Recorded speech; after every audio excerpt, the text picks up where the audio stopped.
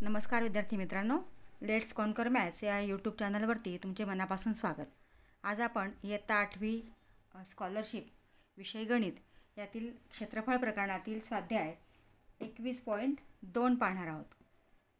21.2 मधील 7वे उदाहरण आपण बघूया. सोबतच्या आकृतीतील समभुज त्रिकोणाच्या बाजूंची लांबी 8 सेमी आहे. त्रिकोणाच्या एका बाजूवर अर्धवर्तुळ काढले आहे, तर संपूर्ण आकृतीचे क्षेत्रफळ किती? इथं वर्गमुळात 3ची किंमत आपल्याला दिलेली आहे 1.73. आता इथं हा समभुज त्रिकोण आहे. समभुज त्रिकोणाची लांबी प्रत्येक बाजूची लांबी दिलेली आहे आपल्याला 8 सेमी. म्हणजे ही बाजू 8 सेमी आहे, ही 8 सेमी आहे, ही 8 सेमी आहे आणि या बाजूवरती अर्धवर्तुळ काढलेलं आहे. हे वर्तुळाचं केंद्र आहे. ही बाजू 8 सेमी आहे म्हणजे ही त्रिज्या 4 सेमी येईल. म्हणजे त्रिज्या आलेली आहे 4 सेमी आणि समभुज चौकोनाच्या बाजूची लांबी आहे 8 सेमी. आता प्रथम आपण त्रिकोणाचं क्षेत्रफळ काढूया. समभुज त्रिकोणाचे क्षेत्रफळ, समभुज त्रिकोणाचे क्षेत्रफळ बरोबर √3/4 गुणिले बाजूवर्ग. √3/4 गुणिले बाजूवर्ग बरोबर √3/4 गुणिले बाजू आहे समभुज त्रिकोणाची 8 सेमी म्हणून 8चा वर्ग बरोबर √3/4 गुणिले, आता 8चा वर्ग आहे म्हणजे 8 गुणिले 8. 4 × 4, 4 × 8 आणि 8 × 16 वर्गमुळात 3 आलेला आहे. आता वर्गमुळात 3ची किंमत आपल्याला दिलेली आहे 1.73 म्हणून 16 गुणिले 1.73. आता आपण 16ने 1.73ला गुणलं तर हा गुणाकार येतो 27.68 चौरस सेमी. हे आपल्याला मिळाले आहे समभुज त्रिकोणाचं क्षेत्रफळ. आता आपल्याला वर्तुळाचं क्षेत्रफळ काढायचं आहे, कारण संपूर्ण आकृतीचं क्षेत्रफळ काढण्यासाठी आपल्याला त्रिकोणाचं क्षेत्रफळ काढावं लागेल, अर्धवर्तुळाचं क्षेत्रफळ काढावं लागेल आणि दोघांची बेरीज करावी लागेल. मग आता वर्तुळाचे क्षेत्रफळ काढूया. अर्धवर्तुळाचे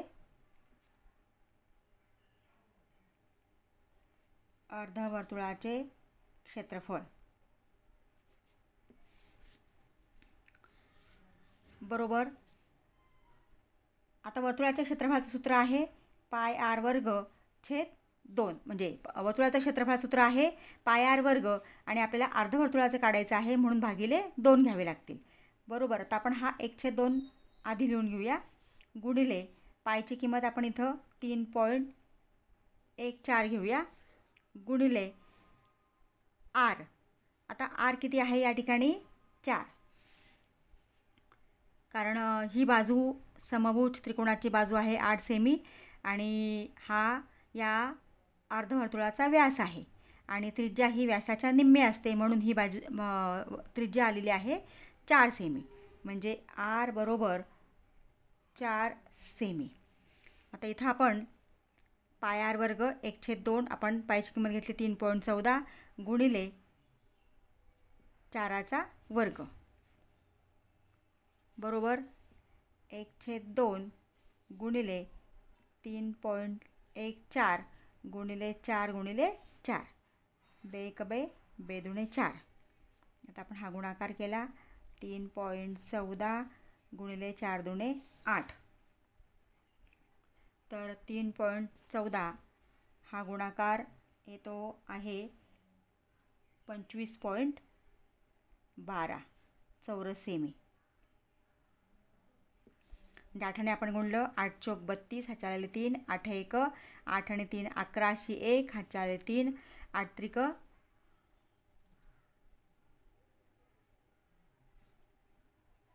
24 आणि 1 3.14 गुणिले 8 25.12 उत्तर आलेलं आहे. आता आपल्याला काढायचं आहे संपूर्ण आकृतीचे क्षेत्रफळ.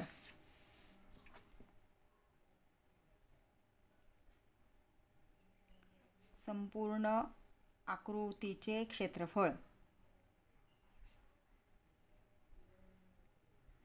बरोबर. समभुज त्रिकोणाचं क्षेत्रफळ आलेलं आहे 27.68 आणि अर्धवर्तुळाचं क्षेत्रफळ आलेलं आहे 25.12 म्हणजे 27.68 अधिक 25. ही बेरीज आहे 52.80 चौरस सेमी. आता आपण पर्याय शोधूया. 52.80 किंवा 52.80. पर्याय क्रमांक 77.58 52.80 म्हणजे पर्याय क्रमांक 2 आहे. पुढचे उदाहरण घेऊया. एका त्रिकोणाकृती शेताच्या बाजूची लांबी अनुक्रमे 11 मीटर 60 मीटर 61 मीटर आहे. या शेतात ₹10 प्रति मीटर दराने हिरवळ लावण्याचा खर्च किती? आता त्रिकोणाकृती शेत आहे.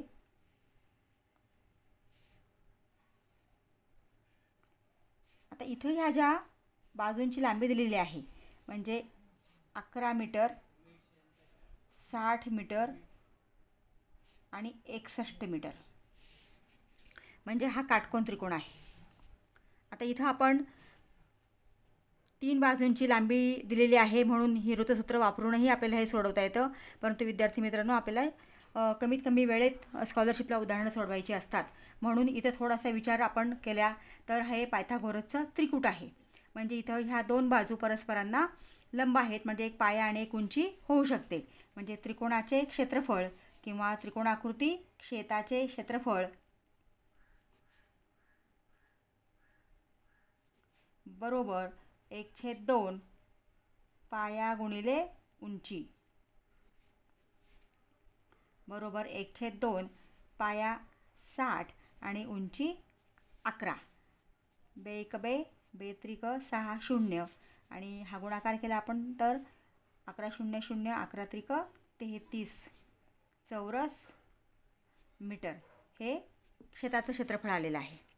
आता आपल्याला हिरवळ लावण्याचा खर्च काढायचा आहे. प्रति मीटरला 10 रुपये प्रमाणे आहे म्हणजे 330 गुणिले 10 10 2 0 दिले 33 1 33 म्हणजे 3300 रुपये. म्हणजे त्या शेताचा हिरवळ लावण्याचा खर्च आहे 3300 रुपये म्हणजे पर्याय क्रमांक 1 आहे. पुढचे उदाहरण घेऊया. आकृतीत ABCD हे वर्तुळाचे केंद्रबिंदू आहेत. वर्तुळाची त्रिज्या 7 सेमी तर रेखांकित भागाचे क्षेत्रफळ किती? आता इथं हे 4 वर्तुळ परस्परांना जोडलेले आहेत आणि त्या वर्तुळाचे केंद्रबिंदू जोडून या ठिकाणी एक चौरस तयार झालेला आहे आणि यामधल्या रेखांकित भागाचं क्षेत्रफळ आपल्याला काढायचं आहे. तर चौरसाचं क्षेत्रफळ आपल्याला काढावं लागेल आणि त्यातून 1 2 3 4 हे जे वर्तुळाचे पाव भाग आहेत त्यांचं क्षेत्रफळ आपण काढलं आणि चौरसाच्या क्षेत्रफळातनं ती वजाबाकी केली तर आपल्याला ह्या रेखांकित भागाचं क्षेत्रफळ मिळणार आहे. आता त्यासाठी आपल्याला माहिती अशी दिलेली आहे की वर्तुळाची त्रिज्या 7 सेमी आहे म्हणजे ह्या वर्तुळाची प्रत्येक ठिकाणी वर्तुळाची त्रिज्या 7 सेमी आहे म्हणजे ही सुद्धा 7 सेमी आहे. म्हणजे इथं चौरसाची बाजू 7 आणि 7 14 येणार आहे. चौरसाची बाजू बरोबर 14 सेमी. आता प्रथम आपण चौरसाचं क्षेत्रफळ काढूया. चौरसाचे क्षेत्रफळ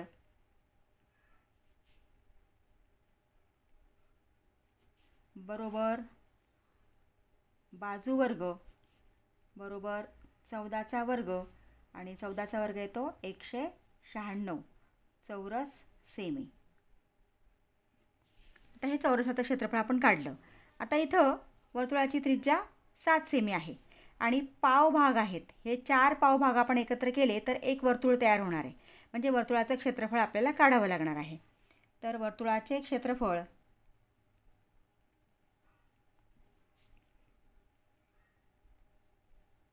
बरोबर पाय आर वर्ग. वर्तुळाचे क्षेत्रफळ बरोबर पाय आर वर्ग. इथे आपण किंमत ठेवूया. 22/7 गुणिले आर आहे 7, म्हणून 7चा वर्ग. इथं हा होता लिहून घेऊ आपण. आर बरोबर 7 सेमी बरोबर 22/7 गुणिले 7 गुणिले 7. एक 7 आपण कॅन्सल केला तर 22 गुणिले 7.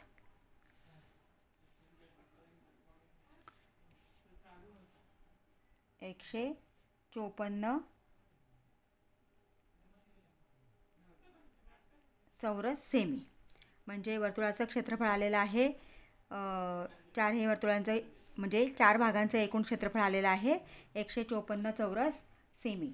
आता आणि या चौरसाचं क्षेत्रफळ आपल्याला मिळालेलं आहे 196 चौरस सेमी.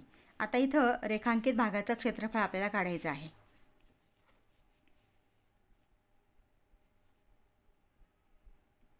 रेखांकित भागाचे क्षेत्रफळ बरोबर या चौरसाच्या क्षेत्रफळातून आपल्याला या 4 भागांचं क्षेत्रफळ जे आपण काढलेलं आहे वर्तुळाचं क्षेत्रफळ तर ते वजा करावं लागेल. मग ह्या चौरसाचं क्षेत्रफळ आहे 196 चौरस सेमी आणि या 4 भागांचं एकूण क्षेत्रफळ आहे म्हणजे वर्तुळाचं क्षेत्रफळ आहे 154 चौरस सेमी. मग 196 वजा 154 बरोबर वजाबाकी येते 42 चौरस सेमी. म्हणजे रेखांकित भागाचं क्षेत्रफळ आलेलं आहे 42 चौरस सेमी. आता आपण पर्याय शोधूया. 48 चौरस सेमी 42 चौरस सेमी म्हणजे पर्याय क्रमांक 2 आहे. पुढचे उदाहरण घेऊया. एका समलंब चौकोनाच्या समांतर बाजूंची सरासरी बेरीज 12 सेमी आहे व त्यांच्यातील लंबांतर 8 सेमी आहे. तर त्या चौकोनाचे क्षेत्रफळ किती? आता समलंब चौकोन तुम्हाला माहिती आहे कसा असतो. समलंब चौकोन या ठिकाणी या समांतर बाजूंची सरासरी आपल्याला दिलेली आहे 12 सेमी आणि हे जे लंबांतर आहे किंवा उंची ही आहे 8 सेमी. आता आपल्याला सरासरी दिलेली आहे आणि सूत्र आपलं असं आहे की समांतर बाजूंची बेरीज आपल्याला पाहिजे असते. आता समांतर बाजूंची सरासरी बेरीज समांतर बाजूंची सरासरी बेरीज बरोबर 12 सेमी. आता दोन बाजूंची सरासरी 12 आलेली आहे म्हणजे आपल्याला एकूण बेरीज काढण्यासाठी 12ला 2ने गुणावं लागेल. म्हणून या ठिकाणी समांतर बाजूंची एकूण बेरीज बरोबर 12 गुणिले 2 बरोबर 24 सेमी. म्हणजे या दोन बाजूंची बेरीज आलेली आहे 24 सेमी आणि आपल्याला उंची दिलेली आहे 8 सेमी. आता आपण क्षेत्रफळ काढूया. समलंब चौकोनाचे क्षेत्रफळ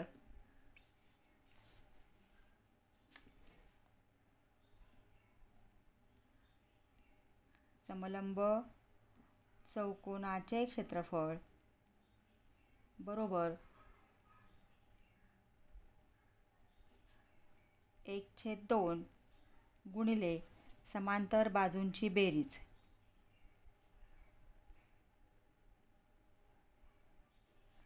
समांतर बाजूंची बेरीज गुणिले उंची किंवा लंबांतर बरोबर 1/2. आता समांतर बाजूंची बेरीज झालेली आहे 24 गुणिले उंची आहे 8. आता आपण दोन्ही भाग देऊया. 2 × 2 2 × 2 4 म्हणजे या ठिकाणी 12 गुणिले 8 आलेला आहे आणि 12 8 96 चौरस सेमी. म्हणजे समलंब चौकोनाचं क्षेत्रफळ आलेलं आहे 96 चौरस सेमी. आता आपण पर्याय शोधूया. 48 चौरस सेमी, 84 चौरस सेमी, 96 चौरस सेमी म्हणजे पर्याय क्रमांक 3 आहे. पुढचे उदाहरण घेऊया. 2 वर्तुळांच्या त्रिज्यांचे गुणोत्तर 4:5 आहे. 4:5 या प्रमाणात आहे. लहान वर्तुळाचे क्षेत्रफळ 64 चौरस सेमी असल्यास मोठ्या वर्तुळाचे क्षेत्रफळ किती? आता आपल्याला या ठिकाणी त्रिज्यांचे गुणोत्तर दिलेले आहे. मग लहान वर्तुळाची त्रिज्या ते गुणोत्तर आपण घेऊया. लहान वर्तुळाची त्रिज्या आपण R1 घेतली छेद मोठ्या वर्तुळाची त्रिज्या मोठ्या वर्तुळाची त्रिज्या आपण R2 घेतली. तर हे गुणोत्तर आहे 4:5 म्हणजे 4/5. आता आपल्याला लहान वर्तुळाचं क्षेत्रफळ दिलेलं आहे आणि मोठ्या वर्तुळाचं क्षेत्रफळ काढायचं आहे. मग त्यांचंही आपण गुणोत्तर घेऊया. लहान वर्तुळाचे क्षेत्रफळ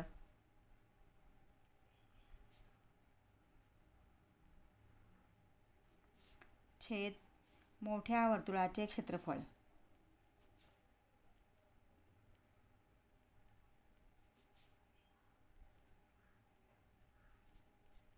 बरोबर. आता वर्तुळाच्या क्षेत्रफळाचं सूत्र आहे पाय R वर्ग. आता पण आपण इथं R1 R2 घेतलेला आहे म्हणून पाय R1 वर्ग छेद पाय R2 वर्ग. हा पाय गेला म्हणजे क्षेत्रफळांचे गुणोत्तर आपल्याला मिळतं आहे R1 वर्ग छेद R2 वर्ग. आता लहान वर्तुळाचं क्षेत्रफळ आपल्याला दिलेलं आहे 64 चौरस सेमी. आता इथं आपण किंमत ठेवूया. लहान वर्तुळाचं 64 चौरस सेमी. मोठ्या वर्तुळाचं क्षेत्रफळ आपल्याला काढायचं आहे ते आपण x मानू बरोबर R1 छेद R2 म्हणजे 4/5चा वर्ग या ठिकाणी डायरेक्ट आपण केला. 4/5चा वर्ग असा जरी केला तरी 64 छेद x 4चा वर्ग 16 आणि 5चा वर्ग 25 म्हणजे 16/25.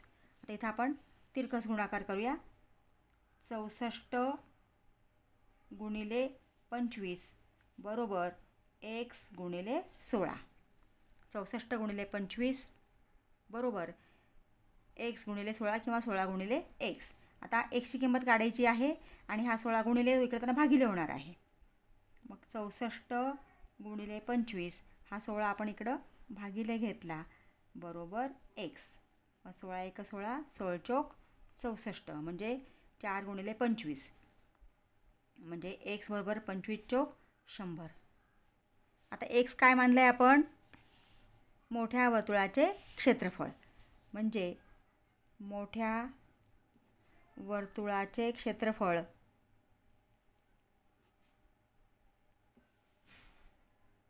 बरोबर 100 चौरस सेमी. आता आपण पर्याय शोधूया. 80 चौरस सेमी, 75, 81, 100 म्हणजे पर्याय क्रमांक 4 आहे. उत्तर आहे पर्याय क्रमांक 4. आता पुढचं उदाहरण घेऊया. सोबतच्या आकृतीत चौकोन ABCD हा आयत असून बाजू व्यास कल्पून अर्धवर्तुळे काढलेली आहेत. आता लेंथ AB बरोबर 10 सेमी म्हणजे ही 10 सेमी आहे. नंतर AD बरोबर 15 सेमी म्हणजे इथं AD आहे. AD बरोबर 15 सेमी. तर संपूर्ण आकृतीचे क्षेत्रफळ किती? आता इथं आपल्याला पायची किंमत 3.14 घ्यायची आहे. आता इथं हा ABCD आयत आहे आणि या आयतावरती दोन बाजूंना अर्धवर्तुळ काढलेले आहेत. म्हणजे ह्या दोन अर्धवर्तुळांचे क्षेत्रफळ आणि ह्या आयताचं क्षेत्रफळ ह्या तिघांची आपल्याला बेरीज करावी लागणार आहे. आता सोडवूया आपण उदाहरण. प्रथम आपण आयताचं क्षेत्रफळ काढूया. आयताच्या क्षेत्रफळामध्ये लांबी आहे 15 सेमी आणि रुंदी आहे 10 सेमी. आयताचे क्षेत्रफळ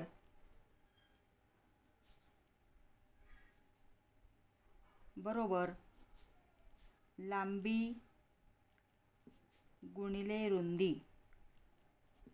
लांबी 15 सेमी गुणिले रुंदी 10 सेमी बरोबर 150 चौरस सेमी आलेला आहे. आता आपल्याला या अर्धवर्तुळाचं क्षेत्रफळ काढायचं आहे. आता अर्धवर्तुळाचं क्षेत्रफळ आणि हे अर्धवर्तुळाचं म्हणजे हे पूर्ण वर्तुळ होणार आहे. म्हणजे आपण वर्तुळाचं क्षेत्रफळ काढलं की आपल्याला उत्तर मिळणार आहे. आता इथं हा AB व्यास आहे आणि ही निम्मी त्रिज्या आहे. त्रिज्या ही व्यासाच्या निम्मे असते. म्हणजे R बरोबर किती येणार आहे? 10च्या निम्म 5 सेमी. म्हणजे R आहे 5 सेमी. आता वर्तुळाचे क्षेत्रफळ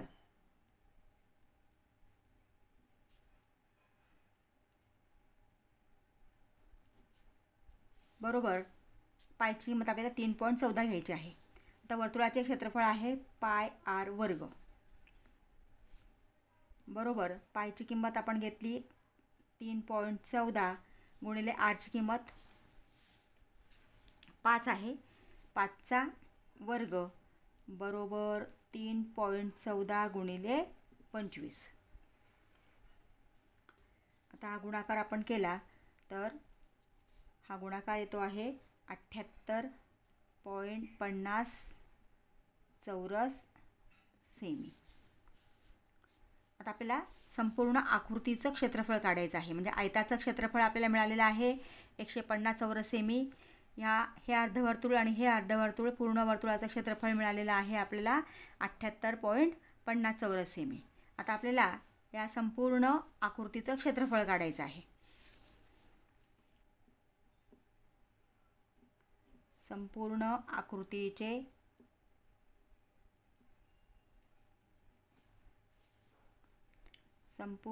आकृतीचे क्षेत्रफळ बरोबर 150 अधिक 78.50. यांची आपण बेरीज केली तर 0.50 आणि 228 म्हणजे 150 अधिक 78 228 चौरस सेमी उत्तर येत आहे. म्हणजे या संपूर्ण आकृतीचं क्षेत्रफळ आलेलं आहे 228.50 चौरस सेमी. आता पर्याय शोधूया आपण. 228.5 आहे 50 नाही आहे म्हणजे 228.5 म्हणजे हे जे उत्तर आहे हे 228.5 चौरस सेमी म्हणजे पर्याय क्रमांक 1 आहे. विद्यार्थी मित्रांनो, अजूनही तुम्ही चॅनलला सबस्क्राईब केलं नसेल तर प्लीज चॅनलला सबस्क्राईब करा, व्हिडिओला लाईक करा आणि आपल्या मित्रांना व्हिडिओ शेअर करा. थँक्यू.